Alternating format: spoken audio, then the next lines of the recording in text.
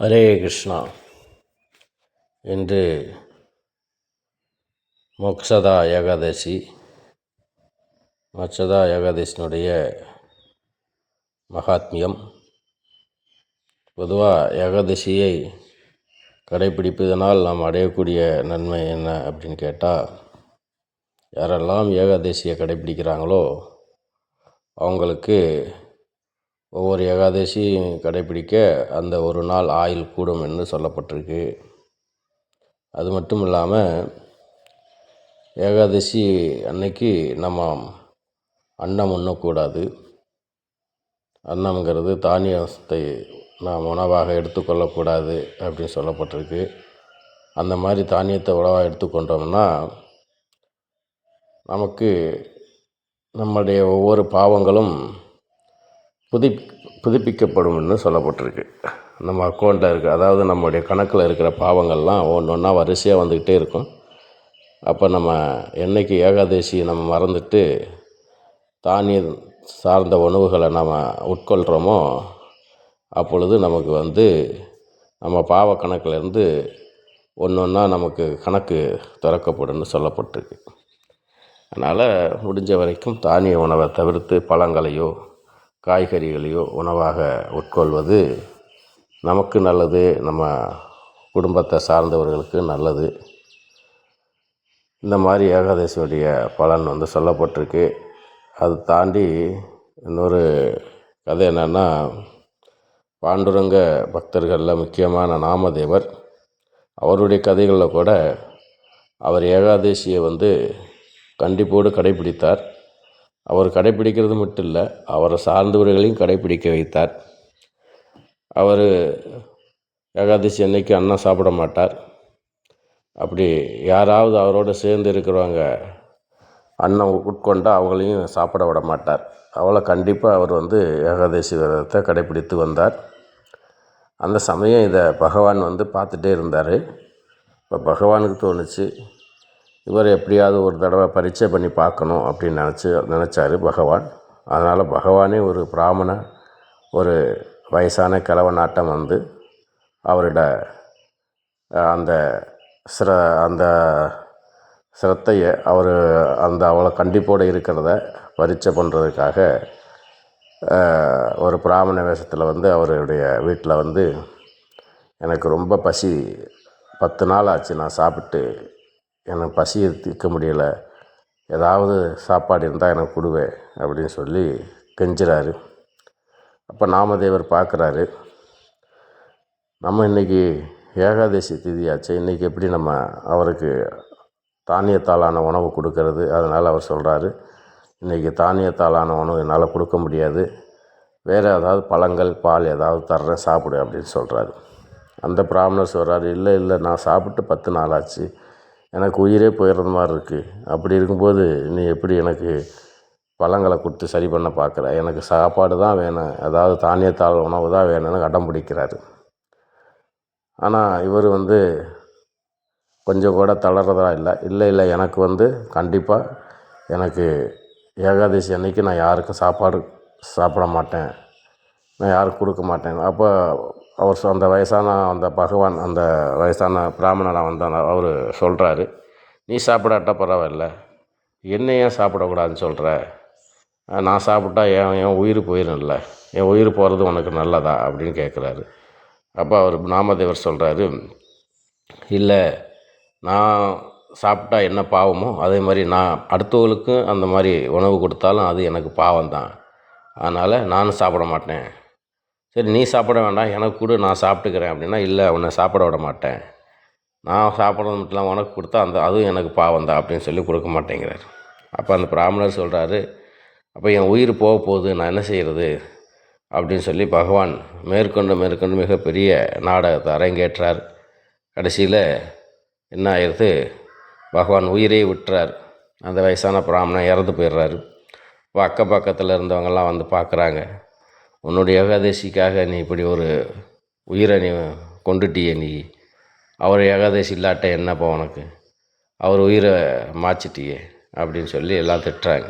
அப்போ அவர் சொல்கிறாரு, அவர் இறந்தாலும் வைகுண்டம் தான் போயிருப்பார் அப்படின்னு சொல்லி அடித்து சொல்கிறாரு. அவர் வைகுண்டம் போகிறார், எங்கே போகிறாரோ அவரை கொலை பண்ண பாவம் ஒன்று வந்து சேர்ந்துருச்சு அப்படின்னு சொல்லி மக்கள்லாம் அவரை தூட்டுறாங்க.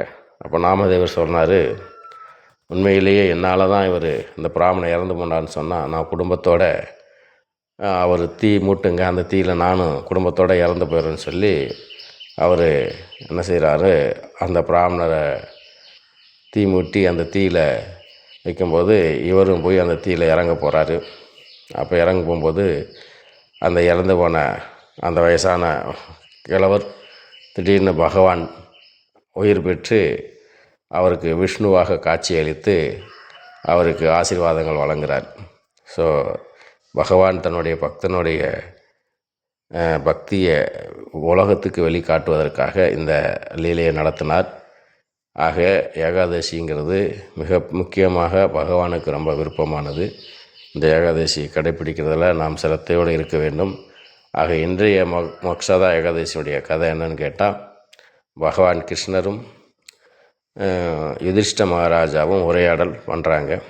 யுதிஷ்ட மகாராஜா வந்து பகவானிடம் கேட்குறாரு, ஏ பகவான் கேசவா, இந்த மோக்ஷதா ஏகாதசியினுடைய பலனை, அதனுடைய முக்கியத்துவத்தை பற்றி எனக்கு எடுத்து சொல்லுங்கள். இந்த மோக்ஷதா ஏகாதசி கடைப்பிடிப்பதனால் நாம் அடையக்கூடிய பலன் என்ன என்று கேட்குறார். அப்போ பகவான் சொல்கிறார், மோக்ஷதா ஏகாதசி மட்டுமல்ல, இன்றைய நாள் பகவத்கீதை உபதேசம் செய்த நாள். அர்ஜுனனுக்கு பகவான் கிருஷ்ணர் தன்னுடைய திருவாயால் பகவத்கீதையை உபதேசம் செய்த நாள். கீதா உபனிஷத் உலகம் முழுவதும் பகவத்கீதையின் மூலமாக தான் நம்ம எல்லா ஞானத்தையும் பெறுகின்றோம். எல்லா வேதங்களுக்கும் சாரமாக பகவத்கீதை சொல்லப்பட்டிருக்கு. அப்பேற்பட்ட பகவத்கீதை உபதேசம் பண்ண நாள் இந்த மோக்ஷதா ஏகாதசியினுடைய கீதா ஜெயந்தி என்று சொல்லப்படுகிறது. ஆக அப்பேற்பட்ட தினத்தை நாம் பெருமையாக கொண்டாட வேண்டும். பகவத்கீதையுடைய ஸ்லோகங்களை நாம் பாராயணம் பண்ண வேண்டும். அது ரொம்ப விசேஷமானது இன்றைய நாள். ஆக யுதிஷ்ட மகாராஜா வந்து பகவானிட கேட்கும் பொழுது பகவான் சொல்கிறார், மோக்ஷதா ஏகாதசிங்கிறது சம்பக் நகரிங்கிற ஒரு நகரம் இருந்தது. அந்த நகரத்தை வைகானசா என்கிற ஒரு அரசன் ஆண்டு வந்தான். அவன் அங்கே இருக்கக்கூடிய பிரஜைகள் எல்லாம் தன்னுடைய சகோதர சகோதரியாகத்தான் அவன் பாவித்து தன் குடும்பத்தில் ஒருத்தராகத்தான் தன்னுடைய குடிமக்களை அவன் நடத்தி வந்தான். சீரும் சிறப்புமாக அவனுடைய ராஜ்யம் நடந்து கொண்டிருந்தது. அந்த சமயத்தில் ஒரு நாள் அவனுக்கு கனவு வந்தது. அந்த கனவில் தன்னுடைய அப்பாவானவர் நரகலோகத்தில் வந்து ரொம்ப கஷ்டப்படுவதாக அவருக்கு கனவு வந்தது.